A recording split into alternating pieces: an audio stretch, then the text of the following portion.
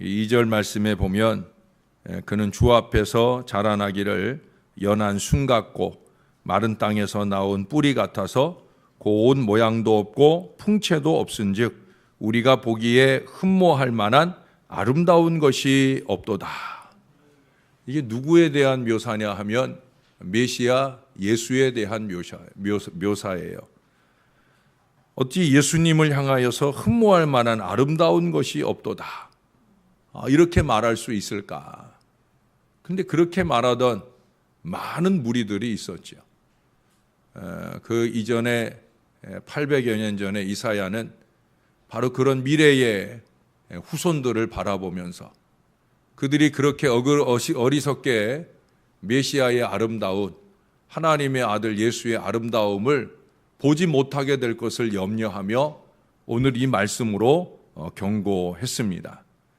그러나 그러한 그분에 대한 설명이 이렇다 하여 그분의 성품이나 모양 또한 그와 같다고 볼 수는 절대 없을 겁니다. 우리는 누구보다 아름다우신 분, 영화로우신 분, 그분 예수를 알고 믿는 우리 하나님의 자녀들인 줄로 믿습니다. 그분의 모습은 더욱더 아름다울 수도 있다는 사실을 우리는 이미 알고 있어요. 정말 놀라울 정도로 아름다우신 분, 그분이 우리 주님이신 줄로 믿습니다. 4절 이하에 보면 그 아름다운 이유들이 나오죠. 그는 실로 우리의 질고를 지고 우리의 슬픔을 당하셨다. 우리는 생각할 때 그는 징벌을 받아 하나님께 맞으며 고난을 당한다 하지만 그가 찔림은 우리의 허물 때문이다. 그가 상함은 우리의 죄악 때문이다. 그가 징계를 받음으로 우리가 평화를 누릴 수 있었고 그가 채찍에 맞음으로 우리는 나음을 받는다. 우리는 다 양 같아서 그릇 행하여 각기 제 길을 갈 때라도 여호와께서는 우리 모두의 죄악을 그에게 담당시키셨다. 그렇게 주님은 우리의 모든 죄를 짊어지고 우리를 구원하시기 위해 기꺼이 십자가에 달리신 참 좋으신 우리의 구주신 줄로 믿습니다. 이 사실만으로도 더 우리가 주님의 아름다움을 말하지 않아도 충분한 아름다움을 주님은 가지고 계시는 거예요. 그럼에도 불구하고 많은 사람들이 이 메시아의 거룩함, 존귀함, 사랑스러움에 대하여 제대로 깨닫지 못하는 이유는 도대체 뭘까? 메시아 예수 그리스도만 아니라 범사에 진정한 아름다움을 보지 못하는 이유는 뭘까?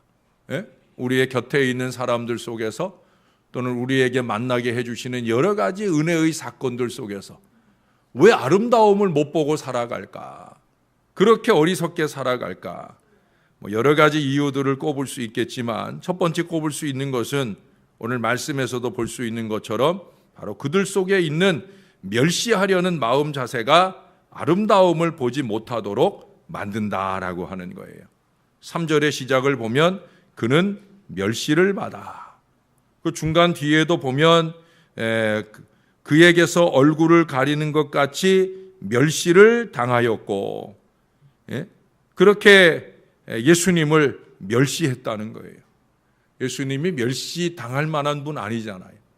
그럼에도 멸시를 해요. 그 멸시의 이유가 무엇입니까?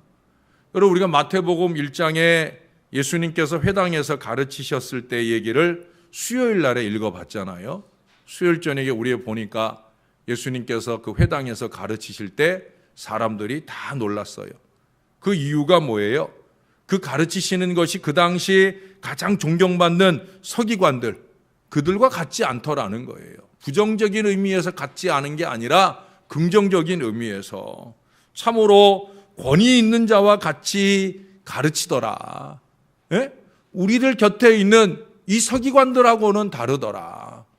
사실은 이게 엄청난 선언이거든요. 왜냐하면 그 당시 이스라엘에서 제일 존경받는 권위자, 그게 누구냐? 바로 서기관들이에요. 바리새인들이에요. 그런데 그들보다 비교할 때 우리 예수님은 엄청나게 권위 있는, 권세 있는 가르침을 주신다라고 얘기를 하고 있어요. 권위 위에 있는 최상의 권위다 그게 바로 예수님이 가지신 위엄이라는 거예요. 이어서 예수님께서 그 귀신 들린 사람의 귀신까지 내어 쫓으시잖아요. 그러자 거기 모인 무사람들이 말해요. 권세 있는 새 교훈이로다.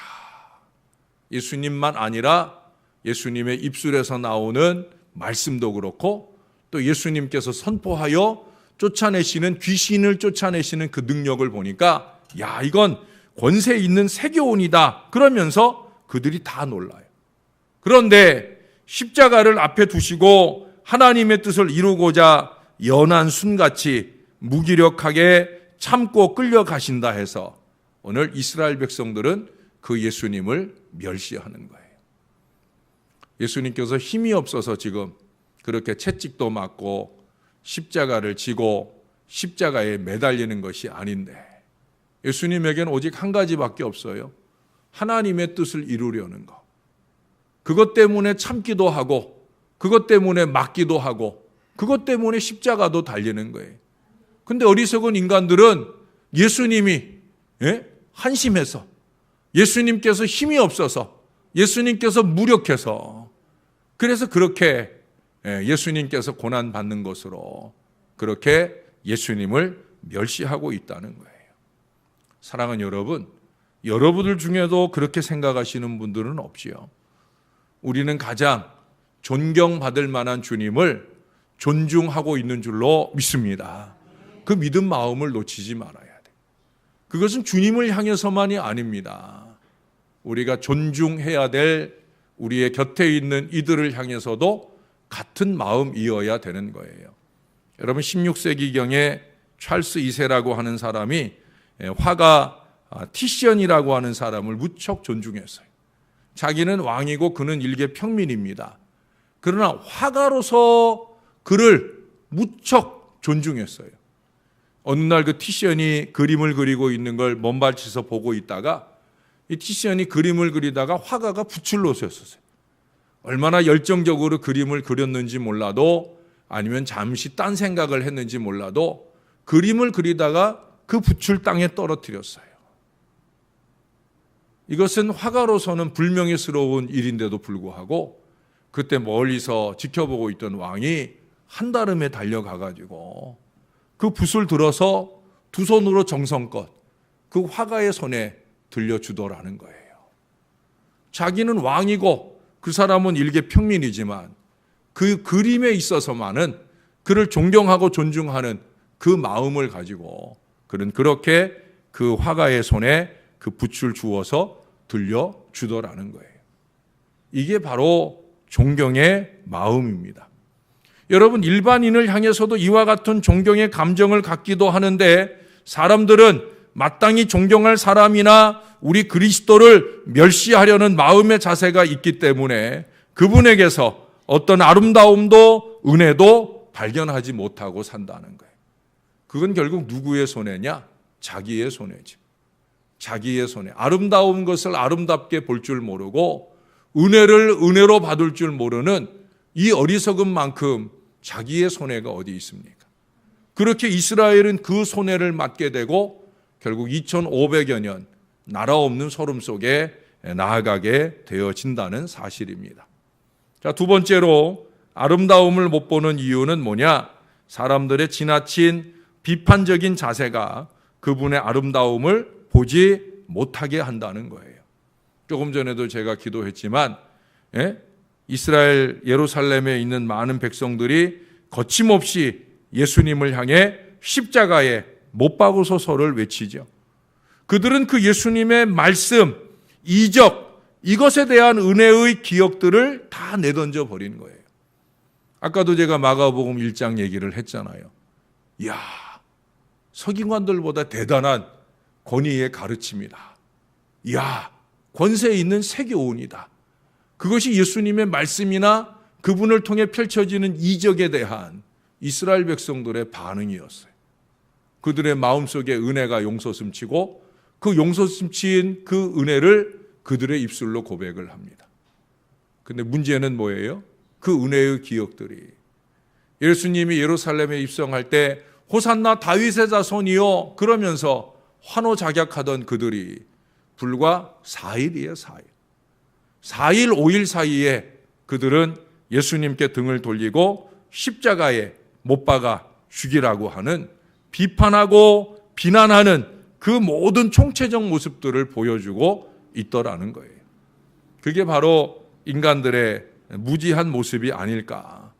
우리 인간들의 얄팍함이 그렇습니다. 10가지, 100가지 감사한 하나님의 은혜가 있어도 한 가지 나의 삶에 어그러진 일을 만나면 그 한 가지 불평과 원망을 가지고 주님을 향해 등을 돌리고 은혜의 대상에 대하여 등을 돌리는 어리석음들을 범할 때가 많이 있다는 거예요. 어떤 한 여인이 풍자 만화를 그리는 그 소질이 있어서 자기보다 먼저 그 풍자화를 그리는 그 풍자 화가를 찾아갔어요. 자기가 이런 소질이 있는 것 같으니까 자기를 좀 지도해 달라고, 도움을 달라고 그렇게 부탁을 했습니다. 그때 이 풍자 화가가 이렇게 말했어요. 그것은 좋은 일이 되지 못합니다. 나는 이 일을 오래 하다 보니까 사물과 사람들에 대해 아름다움을 즐길 능력을 잃어버렸습니다. 사물이나 사건, 사람을 보면 맨날 풍자하고 비판하는 그림을 그리다 보니까 아름다운 것을 만나고 보게 되었는데도 그 아름다운 것을 아름다움으로 느낄 능력이 사라져 버렸다는 거예요. 이 풍자 만화의 대가는 자신의 일을 위해서 결점만을 찾아내는데 몰두하다 보니까 정말 결점보다 더 소중한 걸 보는 눈을 잃어버리게 되었다는 거예요. 오늘날 많은 사람들이 이런 어리석은 자리로 갑니다. 여러분, 지나친 비판의 의식은 아름다움에 대하여 눈을 멀게 합니다. 나중에는 비판을 위한 비판을 하기까지 해요. 여러분, 비판의 기준이 뭐예요? 비판의 기준은 진리입니다. 옳은 거예요. 바른 거예요. 그렇죠? 옳은 것, 바른 것에 대하여 어긋나니까 그 어긋난 것을 바로잡으려고 비판을 시작하는 거예요. 근데 비판을 위한 비판으로 발전하게 되면 진리가 기준이 된 그런 비판을 하고 있질 않아요. 비진리, 자기가 생각하기에 옳다고 착각하는 그 비진리를 위한 거짓 참소도 하게 되는 거예요. 그게 비판이 갖는 모순이에요. 여러분 주변에 많은 사람들을 보셔요. 그것이 정치적인 비판이든지, 경제적인 비판이든지, 또는 신앙적인 비판이든지, 사람을 향한 비판이은 경우에도 마찬가지예요. 이렇게 되면 이런 상황에서 이런 비판을 하고, 저렇게 되면 저런 상황에서 저런 비판을 하는데, 가만히 그 비판의 내용을 들어보면 일관성이 없는 거예요. 진리가 없는 거예요. 옳다고 하는 진리에 근거하는 그런 가르침, 깨달음이 있어야 되는데 그것을 내팽개친 어리석은 비판을 하게 되어진다라고 하는 거예요. 그래서 요즘 제게 묵상하게 하시는 주제가 은혜와 진리라고 그랬잖아요. 여러분, 은혜와 진리예요. 진리보다 은혜가 먼저라는 사실이에요. 우리는 우리의 죄 때문에 멸망될 수밖에 없는 것이 바로 진리예요. 예? 우리는 우리의 죄 때문에 다 죽을 수밖에 없는 사람. 이게 진리예요. 이게 원칙입니다. 그럼에도 불구하고 십자가의 은혜 때문에 저와 여러분이 구원받은 줄로 믿습니다. 우리의 죄는 분명히 우리를 멸망으로 가게 해요. 그러나 그 진리를 덮는 게 뭐예요? 바로 십자가의 그 거대한 은혜예요. 그 은혜는 하나님 앞에서 사단이 참소하는, 사단이 비판하는 그 모든 것들을 무력하게 만들고 우리에게 구원의 은혜를 완성시켜 주시는 거예요. 우리도 이 은혜로 채워져야 됩니다. 똑똑함보다는 은혜로 사는 인생이 되어야 되는 거예요. 비판하기 좋아하는 사람들 보면 사실은 자기의 비판거리가 스스로가 더 많은 거예요. 예수님도 그런 얘기를 했잖아요. 남의 눈에 티끌을 보고 비판하는 사람들 보면 자기 눈에 들보를 보지 못한다. 결국 뭐예요? 대체적인 사람들이 왜 예수님이 자기 눈에, 남의 눈에 티끌, 남의 눈에 들보를 얘기했느냐? 이걸로 보는 거거든요. 예? 이걸로 보는 거예요. 근데 사실 이 눈으로 남을 보는 것보다 나를 보지 못하는, 내가 보지 못하는 나의 들보 같은 무수한 죄악들, 비판을 많이 하는 사람들 보면 사실은 그 들보 같은 많은 죄악들을 감추기 위한 비판을 하는 거예요. 남의 눈에 특글을 드치워내면서 사람들의 시선을 그쪽으로 몰아내고 나의 들보는 싹 감추어내는 그런 야비함이 그들 속에 보이는 거예요. 그래서 예수님 말씀하시는 거예요. 비판하지 말아라. 너희가 비판하는 그 비판함으로 너희가 헤아림을 받을 것이다. 예수님 말씀이에요. 참 기가 막힌 말씀이죠. 한 단어도 버릴 수 없는 그런 말씀이에요. 여러분, 비판하다 보면 아름다운 걸 보지 못해요. 은혜를 은혜로 보지 못해요. 저와 여러분이 아름다움을, 은혜를 제대로 잘 볼 수 있기를 위해서 한 번 더 내 마음에 일어나는 어리석은 비판들, 내 입술에 쏟아지는 어리석은 비판들 꺾어내고 아름다운 것에 더 마음을 쏟을 수 있는 건강한 믿음의 삶이 되시기를 주님의 이름으로 축원합니다. 세 번째, 아름다움을 보지 못하는 또 하나의 요인은 질투입니다. 질투. 예수님께서 이 세상에 살아계실 때 사람들은 실제로 질투심에 사로잡힌 나머지 그분의 아름다움을 관가해버리고 말았어요. 여러분, 아까도 사람들이 예수님의 가르치는 그 권위를 서기관의 그것과 비교하잖아요. 그걸 들을 때 서기관들이 얼마나 기분이 나빴겠어요. 그렇잖아요. 아니, 나보다, 우리보다 예수님이 낫다고? 거기서 이제 질투의 마음이 자극받는 거죠.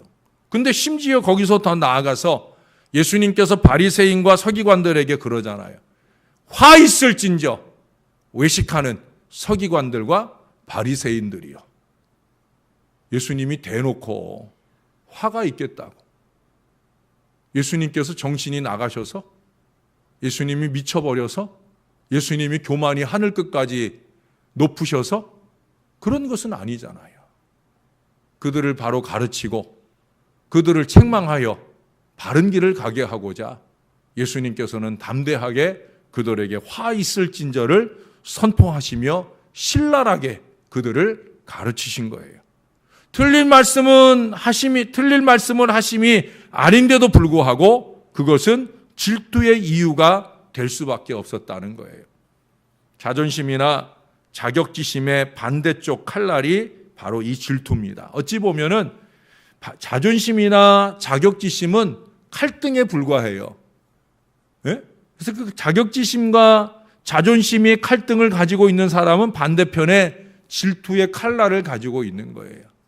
그래, 그걸 휘두르면서 결국은 아름다운 것을 보지 못하게 되는 거죠. 그런 점에서 보면 자존심이니 자격지심이니 질투심이니 이런 것들은 결국 열등감의 표현일 수도 있다라는 사실입니다. 이처럼 질투에 사로잡힌 자는 그 눈에서 비늘이 벗겨질 때까지는 사물을 제대로 분별하지 못하게 될 것입니다. 그래서 제가 최근에 지난 주일에도 말씀드린 게 바로 주존심이고 주부심입니다. 계속해서 질투의 화신으로 살 거라면 몰라도 예수 그리스도의 참된 아름다움을 보고 그 예수 안에서 서로의 아름다움으로 행복해지기를 원한다라고 하면 다시 한번 말씀드리지만 주부심, 주존심으로 무장할 수 있어야 된다는 거예요. 어리석은 질투의 비늘을 벗어 던지고 주님처럼 서로를 존중함으로 서로 안에 있는 아름다움, 하나님 안에 있는 은혜, 이런 것들을 볼 수 있는 건강한 믿음이 저와 여러분 안에 있게 되기를 주님의 이름으로 축원합니다. 자, 이제 마지막 네 번째입니다. 우리의 바쁜 생활이 또한 아름다움을 보지 못하게 합니다. 여러분, 빠른 기차를 타고 갈 때, 또 느린 기차를 타고 갈 때 어떤 게 더 아름다움을 잘 볼 수 있겠어요? 네? 느린 기차를 타고 갈 때죠. 요즘 기차가 너무 빠르고 느린 기차 타기가 하늘의 별 따기라 아름다운 경치를 볼 여유가 점점 사라지죠. 기차를 탈 때만 아니라 우리의 삶이 너무 분주하고 바빠서 아름다운 것을 볼 겨를 없이 후딱후딱 지나가고 있어요. 현대인들을 표현하는 가장 쉬운 말은 바쁘다라는 말일 거예요. 아마 여러분들도 제가 여러분들에게 뭔 얘기를 건네고 그러면 그런 얘기들을 저한테 많이 해요. 아이고 우리 목사님 바쁘신데. 저 하나도 안 바빠요 라고 얘기해도 그래도 우리 목사님 바쁘신데.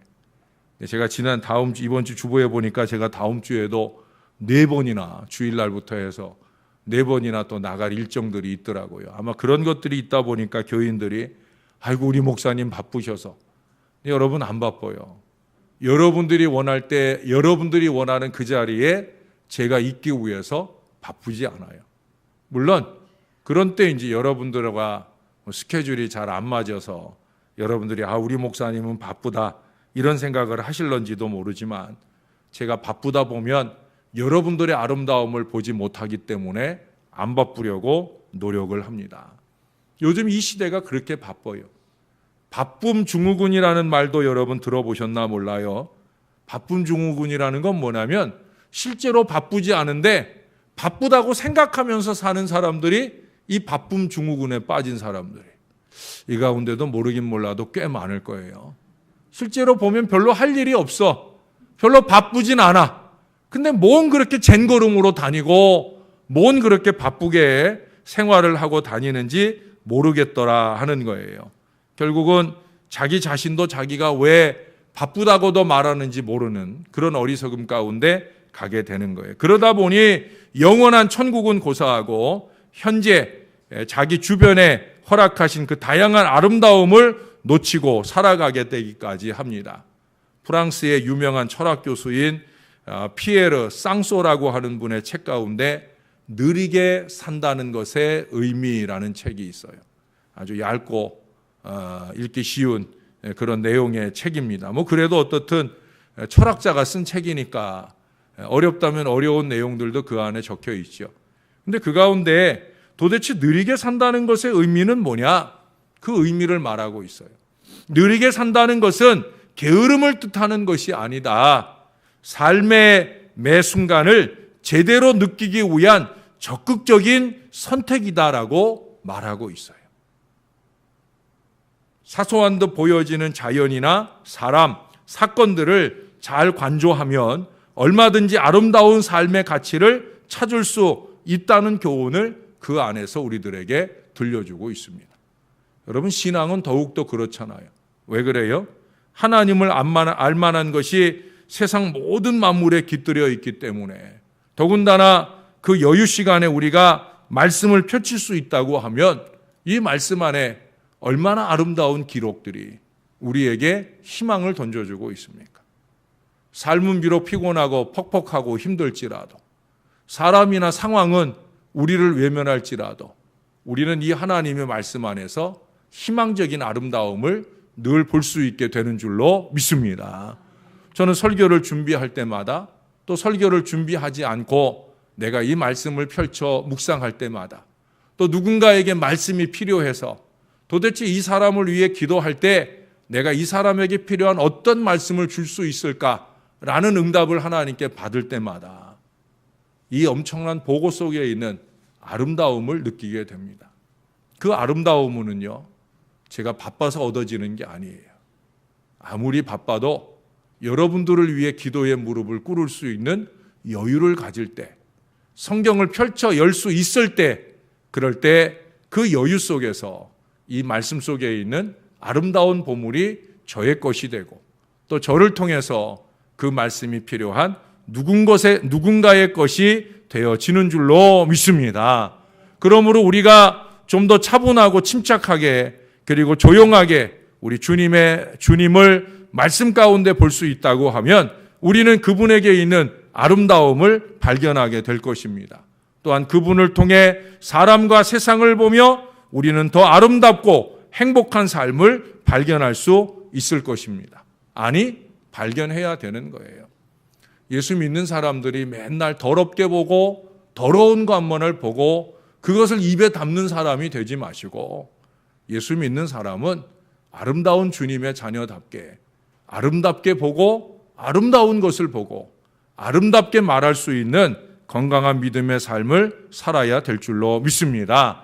이를 위해서 우리에게 있는 그리스도의 아름다움을 보지 못하게 하는 이런 몇 가지 장애물들을 좀 제거해야 되는 거예요. 그러한 노력이 우리에게 있을 때에 우리는 비로소 그리스도의 참된 인격을 우리 안에서 발견해 나갈 수 있을 것입니다. 뿐만 아니라 우리는 아주 조금씩 그 인격을 닮아가게 되어질 것입니다. 제가 어제 몇십 년 만에 만나는 친구도 있고 또 몇 년 만에 만나는 친구들도 오래간만에 만났어요. 어린 시절 우리가 함께 신앙생활하던 친구들 몇 사람이지만 그들을 만나는 중에 그 친구들이 저에게 한결같이 하는 얘기가 야 명준아 너 목사 같다. 그런 얘기를 하더라고요. 제가 옛날에 학창시절에 여러분에게도 여러 번 얘기했지만 아주 강하고 지금보다 훨씬 대쪽 같고 그래서 그 친구들 가운데는 내가 목사가 될 줄을 전혀 몰랐다는 친구도 있고 또 어떤 친구는 넌 목사가 될 줄 알았다는 친구도 있고 그럼에도 불구하고 그들에게서 한결같이 어제 들었던 얘기는 그 얘기였어요. 야 명준아 너 목사 같다. 그런 얘기를 들었어요. 그 얘기가 갖는 의미를 저도 알고 그들도 알아요. 그렇다고 뭐 제가 잘난 목사라는 얘기는 아닙니다. 그러나 많이 목사가 되고 있다는 그런 얘기는 되겠지요. 아름다움을 보지 않고 아름다워질 수 없습니다. 아름다움의 최극치 예수 그리스도를 보고 그 예수님을 통해 세상과 사람의 아름다움을 보며 우리는 점점 그 아름다움으로 우리를 장식해 갈 수가 있습니다. 자신의 추하고 부끄러운 부분을 좀 회개하고 아름답고 은혜로운 예배와 신앙에 깊이 젖어드는 그 아름다운 신앙 인생. 저는 저와 여러분이 그런 사람들이 좀 되었으면 좋겠어요. 우리에게 나누어지는 언어들이나 우리가 바라보고 느끼는 모든 것들이 좀 더 아름다운, 여러분들이 자연에 나가보면 느끼잖아요. 하나님이 얼마나 세상을 아름답게 만드셨는지, 하나님이 세상을 이처럼 아름답게 만드셨는데 왜 우리가 자꾸 그 아름다운 것을 아니다라고 거부하며 살 이유가 뭐가 있겠습니까? 저나 여러분이 모쪼록 하나님이 아름답다 하신 걸 아름답게 느끼고 보고 말할 수 있는 건강한 믿음의 인격들이 우리 안에 더 풍성해지고 넓어지게 되기를 우리 주 예수님의 이름으로 간절히 축원합니다. 기도하겠습니다. 하나님, 아름다운 주님을 바라봅니다. 우리의 입술로 이 모양 저 모양으로 꾸며도 다 꾸며질 수 없는 아름다움이 우리의 주님에게 있음을 우리가 압니다. 믿습니다. 오 주님, 그렇게 아름다움으로 한결같이 서 계셔서 감사합니다. 저희는 안타깝게도 주님 앞에서조차 아름다움이 어그러집니다. 어그러진 말을 하고 어그러진 행동을 하고 누가 보아도 스스로 보기에도 아름답지 못할 때가 얼마나 많은지 모릅니다. 그 부끄러움을 감추기 위해서 다른 사람들의 아름다움까지 추하게 더럽히는 어리석은 말들이 우리 가운데 많이 일어나는 경우들을 봅니다. 오 아버지 하나님, 아름다움을 못 보는 4가지 이유를 오늘 공부했습니다. 저나 이 모든 자녀들은 아름다운 것을 아름답게 보게 하여 주옵소서. 우리 예수님이 아름다우신 줄로 믿습니다. 찬양하고 예배하는 이 백성들이 아름다운 줄로 믿습니다. 우리와 관계하는 모든 사람과 사건과 사물 속에서 주 예수를 통해 바라보는 아름다움을 많이 느끼게 도와 주옵소서. 아름답게 느끼고 아름답게 말할 줄 아는 건강한 믿음의 지혜가 저와 이 모든 자녀들에게 충만하게 도와 주시옵소서. 감사합니다. 아름답게 하셔서 감사합니다. 예수님의 이름으로 기도합니다. 아멘.